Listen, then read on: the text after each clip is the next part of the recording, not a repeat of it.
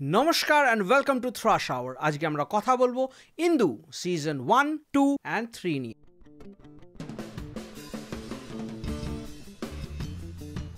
ইন্দু web সিরিজটা যদি আপনারা দেখেন তাহলে আপনারা বুঝতে পারবেন যে গোয়েন্দাগিন্নি আর ইন্দুর মধ্যে শুধু বাজেটের ফারাক। ইন্দুকে একটা গ্লোরিফাইড সিরিয়াল বললেও মন্দ হবে না। গল্পের শুরু হয় ইন্দুর বিয়ে দিয়ে, যেখানে আমরা জানতে পারি যে ইন্দুর আগের বিয়ে ভেঙে গেছে, কারণ ইন্দুর বোন তার হবু বরের সাথে পালিয়ে গিয়ে বিয়ে করেছে। কিন্তু এবারে অনেক বাধা বিঘ্ন আসা সত্ত্বেও ইন্দুর বিয়েটা সাকসেসফুলি কমপ্লিট হয়। যদিও তার মধ্যে অনেক প্রবলেমস আসে। শ্বশুর বাড়িতে গিয়ে ইন্দু নানান রহস্য ও জটিলতার সম্মুখীন হয় এবং ধীরে ধীরে সে একজন গোয়েন্দার মতো সে তার শ্বশুর বাড়ির চাপা সত্যগুলো উদ্ঘাটন করতে চেষ্টা করে। তিনটে সিজনের তিনটে আলাদা ডিরেক্টর এবং সেটা ক্লিয়ারলি এভিডেন্ট। ব্যক্তিগতভাবে সায়ন্তন ঘোষালকে আমার উইকেস্ট লেগেছে ইন দিস এন্টায়ার সিরিজ এবং অয়ন চক্রবর্তীকে আমার স্ট্রংগেস্ট লেগেছে। যেখানে সিজন 1 পুরোপুরি একটা বাংলা সিরিয়ালের ট্রিটমেন্ট পেয়েছে, সেখানে সিজন 2 আর 3 অনেকটাই পলিশড প্রোডাক্ট। সিজন 1 দেখলে আপনারা ক্লিয়ারলি বুঝতে পারবেন যে বাজেট কম ছিল এবং যতগুলো পরবর্তী সিজন এসছে তত এনাদের টিআরপি বেড়েছে, ইনকাম বেড়েছে এবং সেই টাকাটাকে এনারা রি-ইনকর্পোরেট করেছে ইনটু দ্য প্রোডাকশন বাজেট। তাই জন্য সিরিজের লুক অ্যান্ড ফিল ধীরে ধীরে ইমপ্রুভ করতে থেকেছে। সিরিজের পেসিং কিন্তু ভীষণ স্লো। এটাকে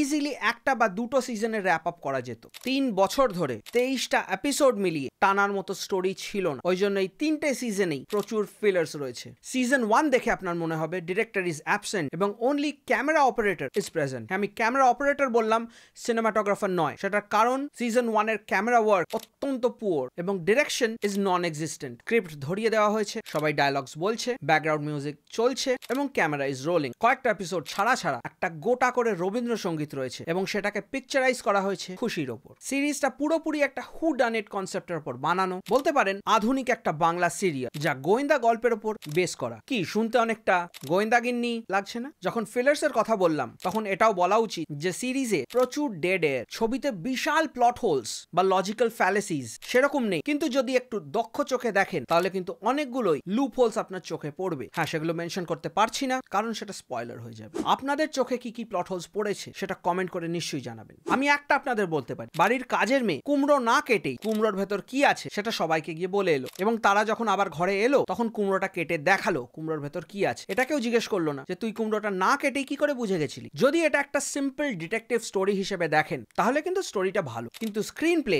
অত্যাধিক টেনে টেনে বাড়ানো। গোটা দুটো সিজনকে ক্লিফ হ্যাঙ্গারে ছাড়ার কোনো মানে ছিল না, যেখানে 3টে সিজন ধরে একটাই স্টোরি চলেছে। হ্যাঁ, কিছু কিছু মোমেন্টস আছে যেখানে আপনিও ভাবতে বাধ্য হবেন যে আসল খুনিটা কে বা কে এই কাজগুলো করছে, কিন্তু বাকি সময় আপনার মনে হবে পৃথিবীর সব থেকে বোকা মানুষগুলো বোধহয় এই সিরিজেই রয়েছে। একটা পয়েন্টের পর পুরো গল্পটাই প্রেডিক্টেবল হয়ে যায় এবং তখন গিয়ে ওভার ড্রামাটিক অ্যাক্টিং এবং ওভারলি ইন্টেন্স বিজিএম দিয়ে বোঝানোর চেষ্টা করা হয় যে the stakes are really high. ক্যারেক্টারগুলোকে খুবই পুয়ারলি লেখা হয়েছে, যেখানে তাদের বিহেভিয়ারাল প্যাটার্ন ম্যাচ করছেন। ধরুন ইন্দুকে দেখানো হচ্ছে ওয়ান মোমেন্টে সে ডেয়ার ডেভিল ক্যারেক্টার, অথচ পরের মোমেন্টে সে পুলিশের কাছে গিয়ে মুখ খুলতে গিয়ে ভয় পাচ্ছে। যেরকম সিরিয়ালে হয় সেরকমই স্ক্রিপ্টের কনভিনিয়েন্স অনুযায়ী ক্যারেক্টারের বিহেভিয়ারাল প্যাটার্ন চেঞ্জ হতে থাকে, কোনোভাবেই ন্যাচারাল হিউম্যান বিহেভিয়ার ফলো করে না। এবং এই আন্ডার ডেভেলপড ক্যারেক্টার ট্রেটস এর জন্য সব থেকে বেশি সাফার করেছে ইন্দুর ক্যারেক্টার। কখনো কখনো তাকে বোল্ড রেবেলিয়াস ক্যারেক্টার দেখানোর চেষ্টা করা হয়েছে, আবার মাঝে মাঝে সে সাবমিসিভ। কখনো সে সবার অপমান শুনে নিচ্ছে, আবার কখনো কখনো সে সবাইকে কথাও শুনিয়ে দিচ্ছে। কখনো সে পুলিশকে লিড করছে, আবার কখনো কখনো পুলিশের সামনে তার কথা অব্দি বন্ধ হয়ে যাচ্ছে। হ্যাঁ, বলতে পারেন ক্যারেক্টার মোটিভেশন গুলো বেশ ভালো ডিফাইন্ড রয়েছে প্রথম থেকেই। প্রত্যেকের অ্যাকশনের একটা রিপারকাশন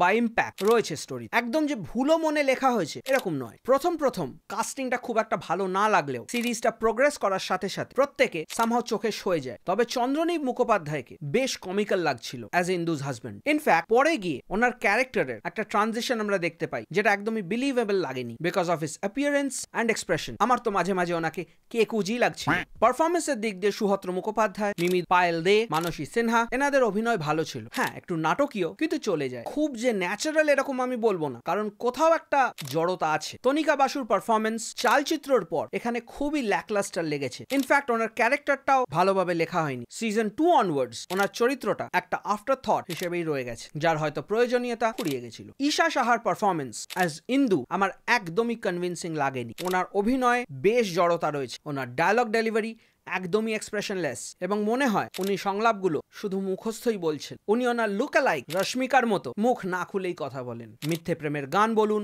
একেন বলুন বা ইন্দু বলুন, সবেতেই উনি এক। হ্যাঁ, একটা ফানি জিনিস আপনারা নোটিস করবেন, সায়ন্তন ঘোষালের ডিরেকশন থেকে সরে যাওয়ার পর the actors start performing a bit better. ছবির ডায়ালগ একদমই অ্যামেচারিশ, ডায়ালগ রাইটার একদম ক্লাস 9-10 এর এক্সপিরিয়েন্স নিয়ে ডায়ালগগুলো লিখেছেন। প্রচুর স্কোপ ছিল দারুণ দারুণ কাউন্টার ডায়ালগ দেওয়ার, সেগুলো ওনারা সব মিস করেছেন। একটা ডায়ালগও মেমোরেবল নয়, ডায়ালগের পেছনে কোনো আর্টিস্টিক টাচই নেই, নুয়ান্সেসও নেই, শুধু রয়েছে ছড়া আর ধাঁধা নিয়ে অবসেশন। যেহেতু সিঙ্গেল ক্যামেরা সেটআপে এটাকে শুট করা হয়েছে, সেই জন্য অনেকগুলো ওভার দ্য শোল্ডার শটে আপনারা বুঝতে পারবেন মুখ নড়ছে না, ডায়ালগগুলো ডাবিং এ অ্যাড করে দেওয়া হয়েছে। বেঙ্গলি রাইটারদের এমন অবসেশন হয়ে গেছে ডিটেকটিভ জনারের সাথে যে তারা এর বাইরে আর কিছু লিখতেই পারছেন না। সেটা তাও ঠিক ছিল, because it's a personal choice. কিন্তু তাই বলে প্রত্যেকটা কাজেই ট্রিবিউট, নিজের কাজের ওপর কি কোনো কনফিডেন্স নেই? শুরুতে একবার লিখে দিলেই হলো যে inspired from the works of Sherlock Holmes. প্রত্যেকটা এপিসোডে একবার করে শার্লক হোমসের নামটা নেওয়া কি খুব প্রয়োজনীয়? মানে কপিরাইট নেই বলে যা ইচ্ছে করবেন নাকি? শার্লক হোমস ছাড়াও ডিটেকটিভ হয়, হতো,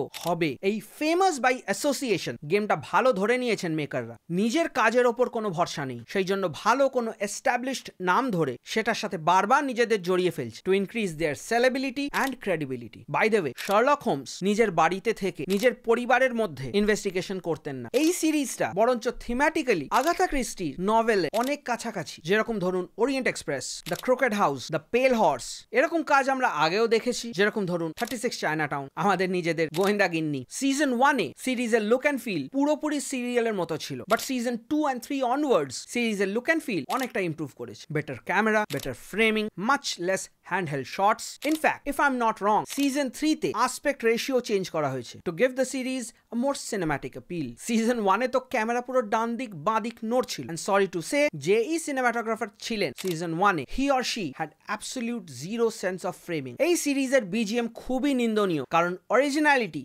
বলতে জিরো। হ্যারি পটার, স্ত্রী, সিনেমা সিনস, এরকম অনেক জায়গা থেকে টিউনস এবং এফেক্টস লিফট করা। টিপিক্যাল টেমপ্লেট বেসড কাজ, আর্টিস্টিক ইনপুট অ্যাবসেন্ট। যেখানে শুধুই ভিএসটি ইউজ করা হয়েছে, বুদ্ধি এবং স্কিল একদমই নয়। হ্যাঁ, এইটুকু বলতেই হয় সিরিজটা একটা ভালো নোটে এন্ড হয়। আমি 3টে সিজন টানা দেখেছি, তো এই কারণে বলতেই হয় যে কিছু কিছু পোর্শন বেশ eventful and suspenseful. First to last মোটামুটি সাসপেন্সটা ধরে রাখবে। অফকোর্স যদি আপনার বেশি ডিটেকটিভ গল্প দেখার অভ্যেস থাকে, তাহলে আপনার কাছে ম্যাটারটা প্রথম থেকেই জলের মতো ক্লিয়ার হয়ে যাবে। সিরিজটা আরো অনেক ফাস্ট হতো, ক্রিস্প হতো, ক্যারেক্টারের বিহেভিয়ার, ইডিয়সি বা ফুলিশনেস অনেক কম হতো। এই সিরিজে কয়েকটা পুলিশ অফিসার রয়েছেন যাদের বিহেভিয়ার দেখলে আপনার মনে হবে পাড়ার চায়ের দোকানের কাকু। পুলিশের ইনভেস্টিগেশন একদমই ফোটানো হয়নি। মাঝে মাঝে ইন্দুর কথায় পুলিশ উঠছে এবং বসছে।